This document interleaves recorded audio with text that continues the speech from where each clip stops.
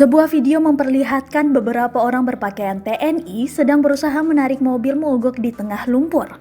Video tersebut menjadi perbincangan di Twitter lantaran dua orang berkaos hitam seperti menertawakan para TNI tersebut. Bermula dari video yang diunggah oleh @gerakan-kembali ke UUD 45 di Twitter, Senin 20 Oktober 2020. Tiga orang pria, satu berkaos biru, yang duanya lagi berseragam TNI, memegang tali sembari berusaha membantu mobil yang tertanam lumpur agar segera terangkat.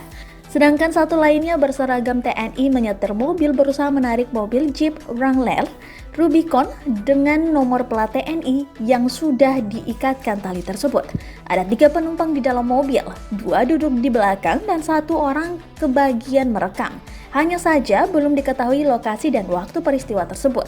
2 orang berkaos hitam pun nampak tertawa saat gas hendak dinaikkan.